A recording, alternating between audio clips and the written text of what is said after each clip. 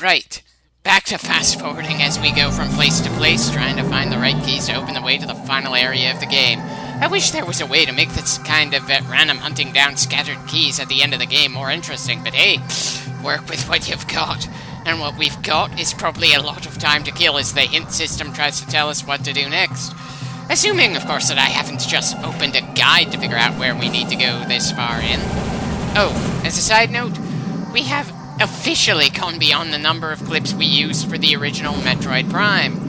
As if I needed more evidence that this game is padded out to all hell, considering how much fast-forwarding I'm doing, and we still broke that line. And we are now in a section that is nothing but padding, because they wanted the game to be just a little bit longer in order to... No, they probably already passed the arbitrary length it was supposed to be by now. Why? Why did they feel the need to have so many keys in this game? I know I keep saying it, but it's worth complaining about that... They should have realized how much people didn't like the key hunt at the end of the first Metroid Prime. They had to have had the time to hear the complaints people had about the first game before they started working on the second. Considering how long it took for Metroid to have another entry after Super Metroid, they had to have waited for good reviews after the first Metroid Prime. Granted, the internet wasn't quite in a condition to make it as easy for a company to hear what the audience wanted back when this was released as it is now. Not that Nintendo seems to listen to feedback all that well these days either. Sometimes it feels like they're stuck in the past of the N64 and don't seem to realize how gaming has evolved since then, especially with how garbage their systems have been when it comes to connecting to the internet, even though that's part of how the consoles gain some of their games these days.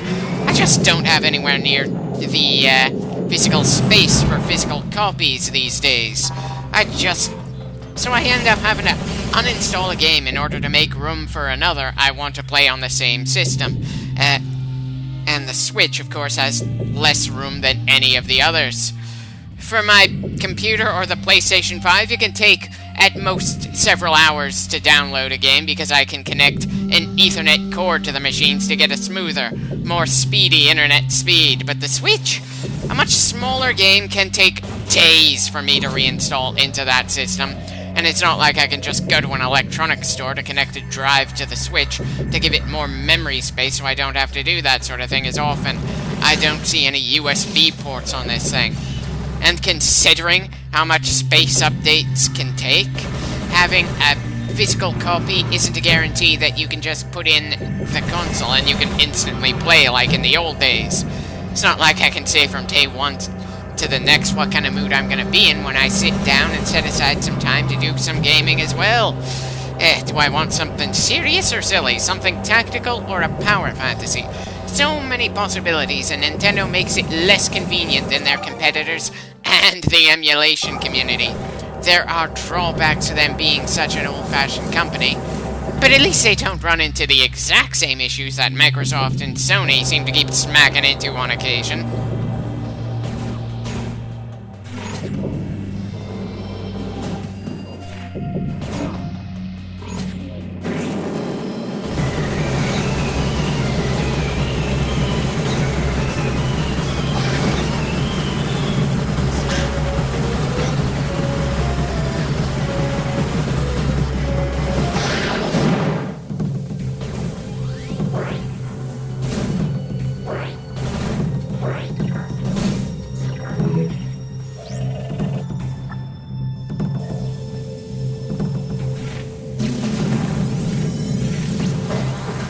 Okay, apparently I was supposed to use a spider ball up there. Another minor upgrade, but at least we're finding things pretty early on as we keep exploring all the areas we've already been to, trying to figure out where the keys are. At the very least, that should keep me occupied while I wait for the hint system to activate.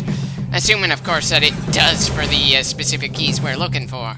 It's probably a bad sign that I feel so little confidence in the game designers this far in that I think they would cheaply not tell us where to go, even with the hint system on, just to make the game last a little longer. Please tell me I am not giving them enough credit.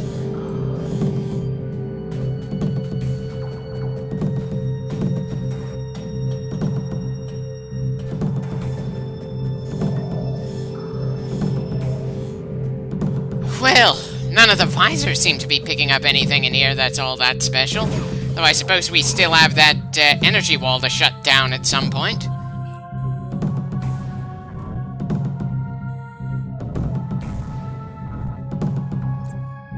I can't help feeling that opening a portal is the right way to go at the moment. Mostly because the keys are far more likely to be in the dark world than the light. And partly because we have entirely removed the whole toxic atmosphere thing for the dark world. So now it's just a source of healing, since that's the only world where the healing fields are. Seriously, as much as I respect the fact that not every second of a game has to be especially tense, this section between major areas is absurdly relaxed considering how far into the game we are.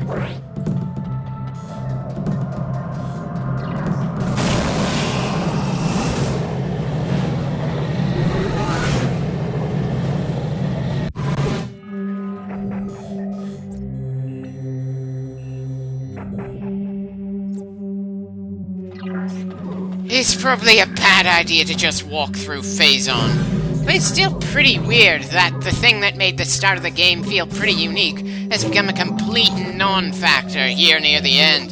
There's just something about removing the toxicity of Aether's environment that feels different from removing the burn from falling into lava or acid in other Metroid games, or becoming resistant to heat or cold.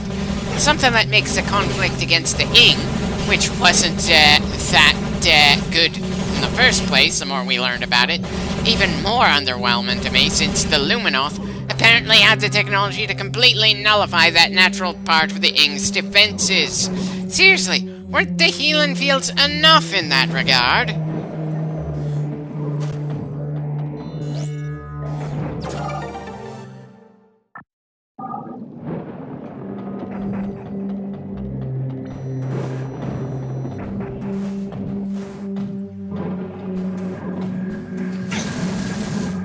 Well, at least Phazon is still painful for us, not that it's got a major role in this game. It's just something to justify Dark Samus getting stronger the next time we fight her.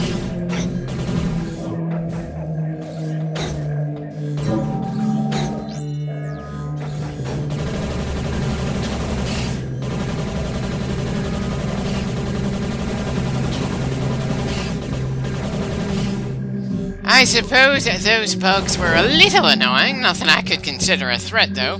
Certainly not the kind of threat you'd expect to see in the tail end of a game, but then, I suppose Metroid Prime is kind of in a genre of its own. They're allowed to do whatever the hell they want with the game, since when it was made there wasn't really too much like it on consoles. We didn't start to see similar sorts of things being pulled until the Batman Arkham series began with the next console generation.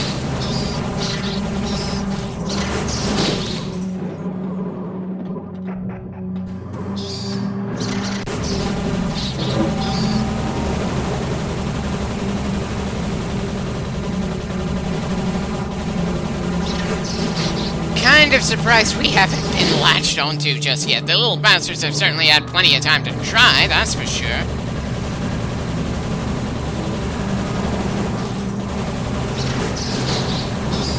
Wait, you mean to tell me that the ink-possessed Metroids can't latch onto us?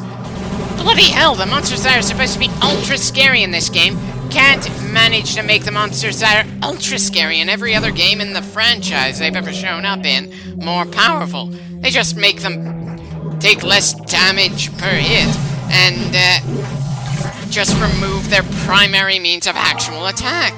Again, just what is with the Ing in this game? No matter how I look at them, they just do not measure up as the main antagonists of a Metroid game. All the other antagonists I can think of in this series, from before and after this game was made, are just better than what we've been seeing here. It is downright sad at this point, and it is just hard to really grasp why they managed to make the main villains of this game, which won't show up again in the next, so underwhelming when they already thought of several very damn interesting monsters within the same damn series. They could have pulled the X from Fusion. They could have done more to make Dark Samus feel central to this game rather than just a side antagonist who somehow manages to feel more interesting than the main villain force of the game. And they most certainly could have done something with Phazon instead of just leaving it completely unexplored and unanalyzed in this game. forcing the next one to have to come up with a few bit of bullshit things to try to tie the knot at the end of the trilogy. I feel like I've been beating down quite a few horses in this playthrough, to the point that their bones have turned into a fine powder. These points have been raised so many times in this LP that I'm probably just reiterating them this far in to help kill time as we try to get to something more important. But hey, at least saying those things is relevant to the game. I could have easily started killing time in this one by just talking about some of the games I've been planning on doing between Metroid Prime 2 and 3. Or groaning about how long it's been since the announcement of Metroid Prime 4, without any news of how they're doing outside of that one announcement that said they were restarting the project.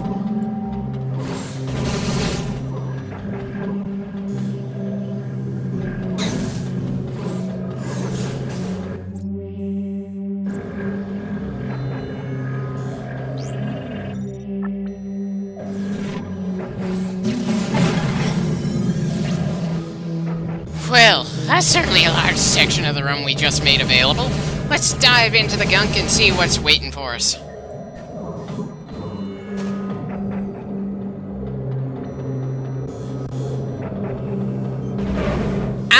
One of the keys we need for the final door. That's certainly appreciated, though I have the distinct feeling that if I checked how many more keys we need to get to open the final area of the game, I'd just get depressed. Now maybe it's more depressing that I'm not letting myself check that kind of information, so there's no way to judge just how much longer we're gonna be at this. It could be 2 more hours of raw footage just searching for the keys, or it could just be another 20 minutes, I don't know. But then that's what the fast forward button is there for, to make the long bit of tedium that is scouring areas we've already run through for items to let us get to the final area take as little time in this LP as possible. I certainly appreciate the fact that it's letting me shove 40 minutes worth of raw footage into a single clip. I just wish we were already in the final area. This game's pacing just feels worse than the first Metroid Prime, all because of the bloody keys. All scattered from beginning to end.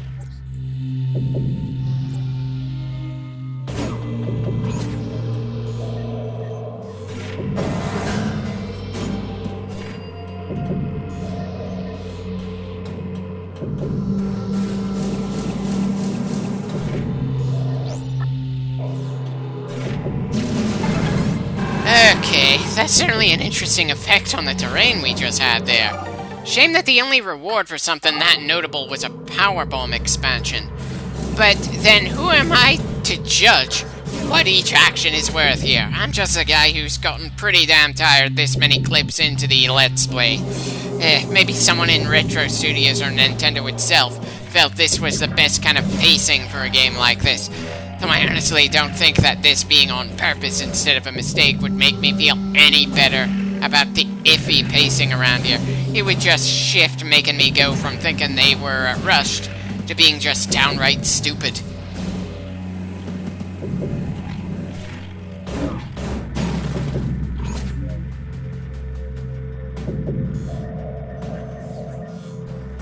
Well, this is certainly a familiar room. We have everything we should need to reach the portal up there this time. That was probably going to take a bit for me to figure out precisely how to reach it. At the very least, it's not something obvious like a spider ball track.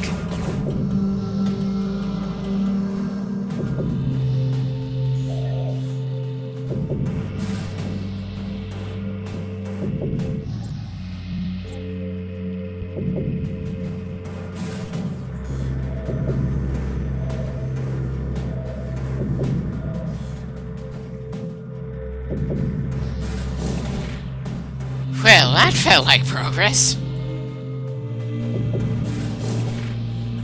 And there we go. We can finally access this portal. Good God, that was an annoying amount of precision to get up here in the first-person game here, especially considering the fact that the screw attack can be pretty iffy to work with in this one. Anyway, let's slow things down since this is technically new territory.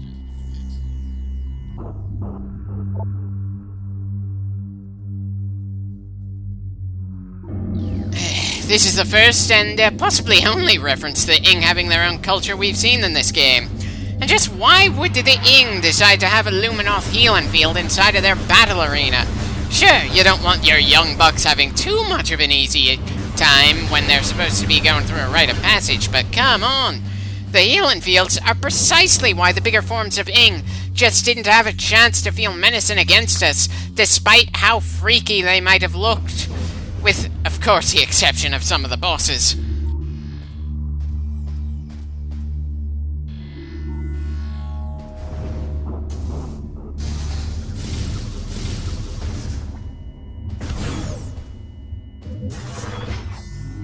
I probably should have checked that room with the darkness visor, but to be fair, I doubt that one of the keys would be right in the same room as a portal, even if the portal was very annoying to reach.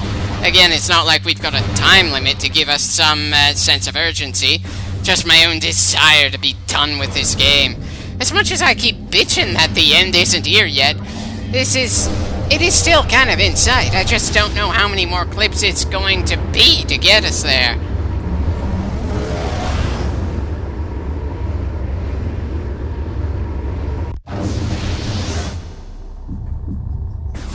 Right, this is definitely something familiar, though I doubt a key is over here.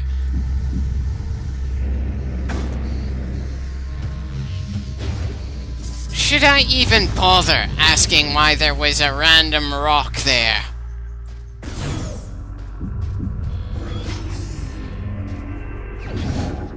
Right, another upgrade that I'm sure I'm not gonna give a damn about.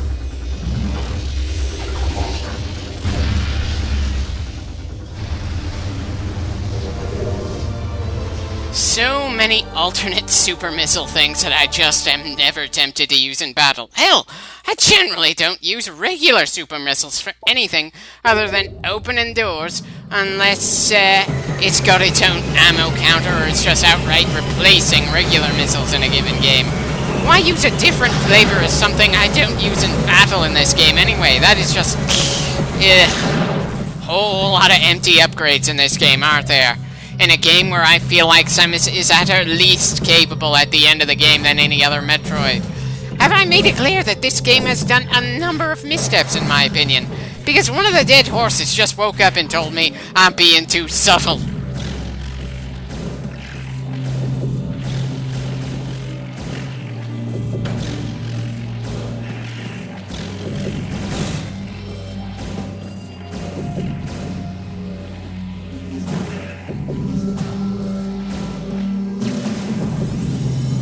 Right, too much hope that a power bomb would let us reach that energy tank easily.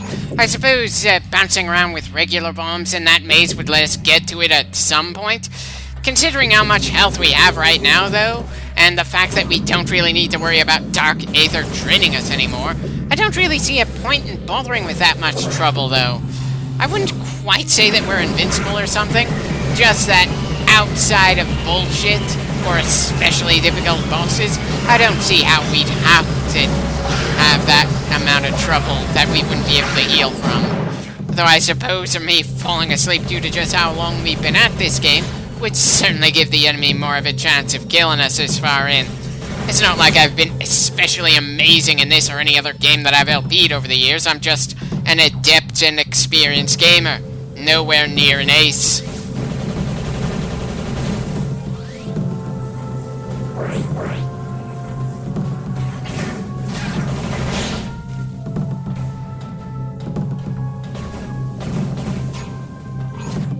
Right, I'm trying to grab an upgrade I probably grabbed tens of hours ago. That's a good sign that I really want to move on to whatever happens to be next on my list of games to LP. Not that I have things in any particular order of priority. I just try not to go ahead in a series before doing earlier entries. Like it would have been awkward to do Metroid Prime 3 by skipping this, even if this game didn't actually add much to the story. Well, it certainly took long enough for me to read this bit of lore. Not that I can think how this bit of lore could have made me more interested at any point in the game.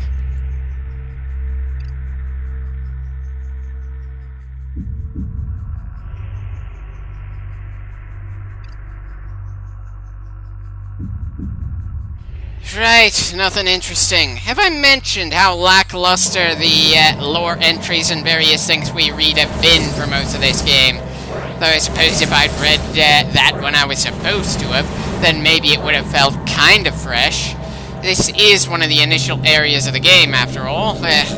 Anyway, I should probably start thinking about saving soon. Sure, we haven't gained anything especially nice for a while, but still, things have been grabbed, territory has been explored, and we haven't just been spinning around doing nothing aimlessly. Again, wish there was a measuring stick for how long we're going to be here outside of me checking the raw footage to see how much there is left for me to chip away at. But then I had a similar complaint with the first Metroid Prime as well, with the end-of-game key hunt. Son of a bitch! The hint system only tells us where to take the keys, not where to grab them in the first place. So in the in-game method of trying to keep us from being directionless and lost doesn't work for this particular problem. I predicted it, but I am not pleased to be right.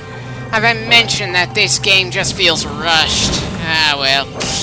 Nothing for it but to check online for where we need to go. We've already used an invincibility cheat with the Spider Ball boss, after all. It's not like we need to worry about being honorable here. But hey, I'm still having fun with this game, even with all of my constant complaining. I'm just annoyed this Metroid isn't drawing me in anywhere near as much as all the others I've LP'd so far. It's not like I can avoid comparing Metroid to Metroid, after all.